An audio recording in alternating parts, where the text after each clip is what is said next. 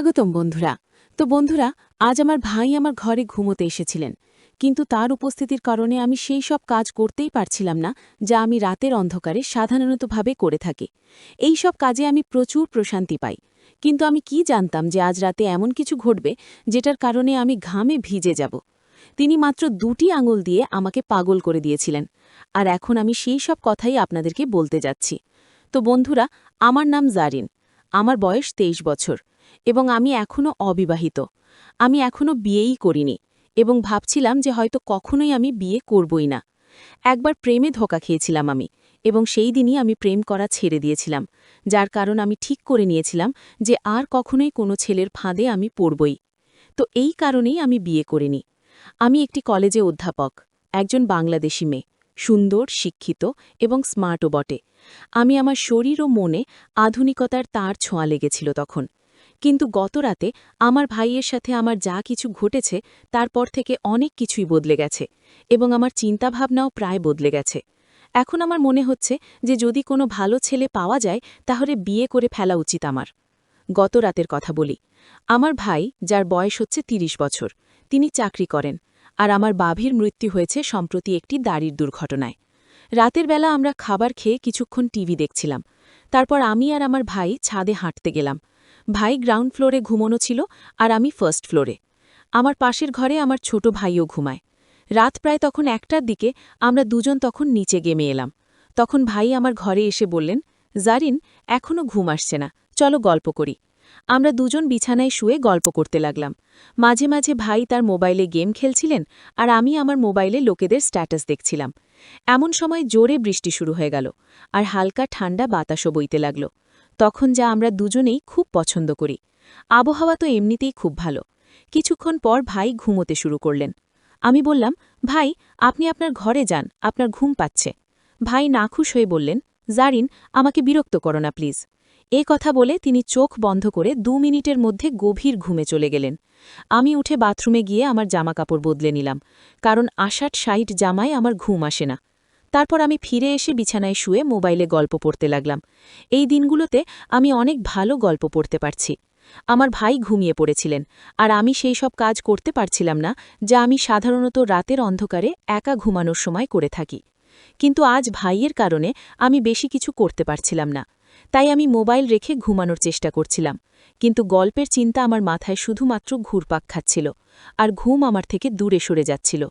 রাত গভীর হতে লাগছিল, আর আমার মনে এক অদ্ভুত অস্থিরতা বাসা বাঁধতে লাগল। ঘুম তো ছিলই না, আর মাথায় সেই গল্পই চলছিল যা আমি ঘুমানোর আগে পড়েছিলাম। সেই গল্পটি আমার ভেতরে এক অদ্ভুত আলোড়ন তুলে দিয়েছিল, আর আমি নিজেকে শান্ত করতেই পারছিলাম না। ভাই পাশেই ঘুমোচ্ছিলেন, আর তার নাক ডাকার শব্দ আমাকে আরও বেশি বিভ্রান্ত করে তুলছিল। যদি তিনি সেখানে না থাকতেন তাহলে হয়তো আমি নিজেকে সেই গল্পের অংশ বানিয়ে নিতাম, আর সেই সব কাজ আমি করতাম যা আমাকে রাতের অন্ধকারে একা করতে খুব ভালো লাগে। কিন্তু আজকের রাতটা ছিল একটু আলাদা, তাই আমি আমার নিজের চিন্তায় ডুবে গিয়েছিলাম। এমন সময় হঠাৎ ভাই পাশ ফিরে সোজা হয়ে বসলেন। আমার চোখ অজান্তেই সেই দিকে চলে গেল, আর আমি যা দেখছিলাম তাতে আমার পা তলায় মাটি একেবারেই সরে গেল।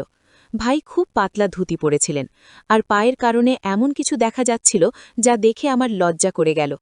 আমার অবস্থা আরও জটিল হয়ে গেল।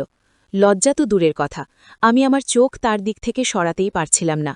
মনে এক অদ্ভুত অস্থিরতা চলছিল। একদিকে আমি নিজেকে নিয়ন্ত্রণে রাখার চেষ্টা করছিলাম, আর অন্যদিকে আমার ভেতরের অস্থিরতা আরও অনেক বেড়েই চলেছিল। সত্যি বলতে কি, এখন আর আমি সহ্য করতেই পারছিলাম না। প্রতিটা মুহূর্তে মনে হচ্ছিল যে যদি আমি নিজেকে নিয়ন্ত্রণে না রাখি তাহলে কিছুই হতে পারে, আর এই অবস্থা থেকে বেরিয়ে আসা আমার পক্ষে অসম্ভব হয়ে যাবে। আমার হৃৎস্পন্দন তীব্র হয়ে গেল, আর মনে ভয় ঢুকে গেল আমার, যে যদি কিছু ভুল হয়ে যায় তো তাহলে ভাই আমার সম্পর্কে কি ভাববেন, ভাইয়ের চোখে আমি কেমন দেখাবো। এই প্রশ্নগুলোই আমাকে আরও বেশি অস্থির করে তুলছিল। কিন্তু অন্যদিকে আমার মনে এক গভীর ইচ্ছাও ছিল, যা আমাকে বারবার সেই দিকে টানছিল, যেন আমি যা ভাবছি তা পূর্ণ করে ফেলি। আমার ভেতরের দ্বন্দ্ব এখন চরমে পৌঁছে গিয়েছিল। প্রতি মুহূর্তে আমি নিজের সাথে লড়াই করছিলাম, কিন্তু কোথাও যেন মনে সেই পুরনো গল্প আবার উকি দিচ্ছিল, আর তার কারণেই আমার ইচ্ছা আরও বেড়ে যাচ্ছিল। তো এখন প্রশ্ন ছিল, আমি কি ভাইকে এই ঝড় থেকে বাঁচাতে পারব, নাকি ভাই আমাকে তার কবজায় নিয়ে নেবেন? রাতের পরিবেশ আগের থেকেই অদ্ভুত ছিল প্রায়, আর তার উপর ভাইয়ের ফোন বেজে উঠল। সম্ভবত কেউ তাকে মেসেজ করেছিল, আর ফোনটা আমার পাশেই রাখা ছিল, কারণ ভাইয়ের ফোনটা চার্জে লাগিয়ে রেখেছিলেন ঘুমানোর আগে।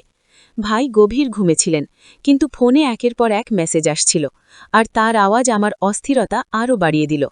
আমি ভাবলাম ফোনটা সাইলেন্ট করে দিই, যাতে আওয়াজ বন্ধ হয়, কিন্তু সাথে সাথে আমার মনে প্রশ্ন জাগল, এত রাতে ভাইকে কে মেসেজ করছে? আমি ভাইয়ের ফোনের পাসওয়ার্ড জানতাম, তাই কোনো দ্বিধা না করেই তার ফোন চেক করলাম। স্ক্রিনে তাকাতেই দেখলাম ভাইয়ের গার্লফ্রেন্ড তাকে একের পর এক মেসেজ পাঠাচ্ছে। এক অদ্ভুত কৌতূহল আমাকে ঘিরে ফেলল, আর আমি ভাবতে লাগলাম যে শেষ পর্যন্ত সেই ভিডিওটা কি নিয়ে। আমি ভাবলাম একবার দেখেই নিই ভিডিওতে কি আছে। ভিডিও চালু করতেই আমার চোখ যেন থমকে গেল।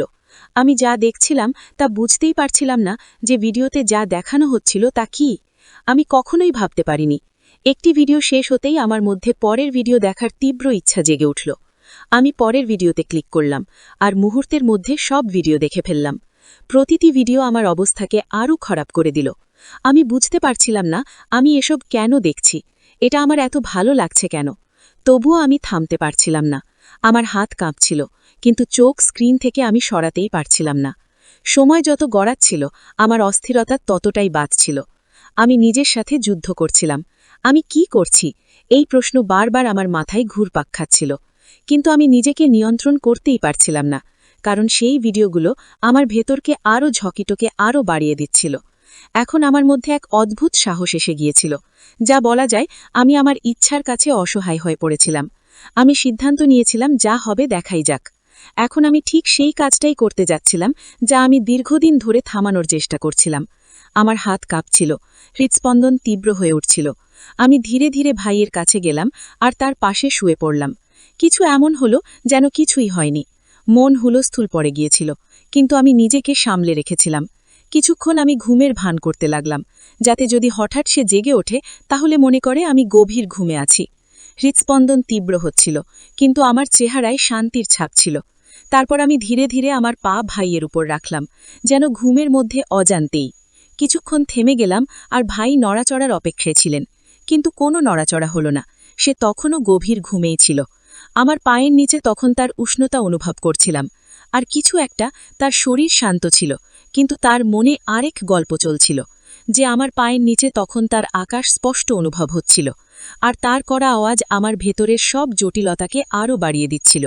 আমার হৃৎস্পন্দন তীব্র হয়ে উঠছিল, আর সেই ভয় যা আমাকে সব সময় আটকে রেখেছিল এখন স্পষ্ট হয়ে উঠছিল। এখন আমি নিজেকে নিয়ন্ত্রণ করতেই পারছিলাম না। সময় যতই গড়াচ্ছিল আমার ইচ্ছা তত শক্তিশালী হয়ে উঠছিল। আমি জানতাম যদি এখন নিজেকে নিয়ন্ত্রণ না করি তাহলে এমন কিছু ঘটবে যা থেকে ফিরে আসা সম্ভব হবে না। কিন্তু কিছুক্ষণের মধ্যেই আমার মন যেন যুদ্ধ করছিল, আর আমি ধীরে ধীরে আমার হৃদয়ের কাছে হেরে যাচ্ছিলাম। আমি আবার আমার পা হালকা করে সরিয়ে নিলাম, এটা বোঝার জন্য যে তার ঘুম কতটা গভীর ছিল। কিন্তু কোনো নড়াচড়া হলো না। এখন আমার মন ঠান্ডা হচ্ছিল, আর শুধু একটা কথাই মনে ঘুরছিল। রাত আর নিস্তব্ধতা আমার ভেতরে এক ঝড় তুলে দিয়েছিল। প্রতি মুহূর্তে আমার সাহস বাড়ছিল। আমি যে পদক্ষেপ নিয়েছিলাম এখন তা থেকে পিছিয়ে আসা সম্ভব ছিল না। কিন্তু তখন আমি জানতাম না যে সে ঘুমায়নি। আসলে সে গভীর ঘুমে ছিল না, বরং শুরুর থেকেই ঘুমের ভান করছিল। আমার প্রতিটি পদক্ষেপ সে আগে থেকেই জানত। আমি যা অনিচ্ছাকৃতভাবে করেছিলাম তা ভাই ইচ্ছাকৃতভাবে দেখেছিলেন। সম্ভবত আমাকে শাস্তি দেবার জন্যই ভাই চুপচাপ সেখানে শুয়েছিলেন। আমি একেবারেই জানতাম না যে তার চোখ বন্ধ থাকলেও তার মস্তিষ্ক পুরোপুরি জাগ্রত ছিল। আমার হৃদয়ে টানাপোড়ন চলছিল, কিন্তু ভাইয়ের কোনো প্রতিক্রিয়া না দেখে আমি আরও উত্তেজিত হয়ে উঠলাম। ঠিক সেই মুহূর্তেই যখন আমি আরও কিছু করতে যাচ্ছিলাম তখনই তিনি হঠাৎ চোখ খুললেন। আমার হৃৎস্পন্দন যেন থমকে গেল। চোখ খোলা মাত্রই আমি তড়িঘড়ি চোখ বন্ধ করে ঘুমের ভান করতে লাগলাম, কিন্তু আমার মুখে আতঙ্ক অস্থিরতা স্পষ্ট ফুটে উঠছিল।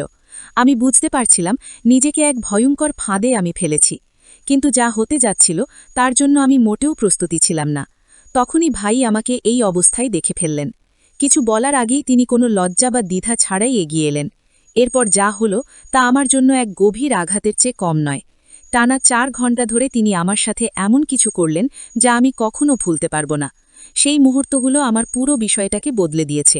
কিন্তু এই গল্পের শেষ এখানে নয়। ওই 4 ঘণ্টায় যা কিছু ঘটেছিল তার সম্পূর্ণ সত্যটা আমি আপনাদের পরের অন্য পর্বে বলবো।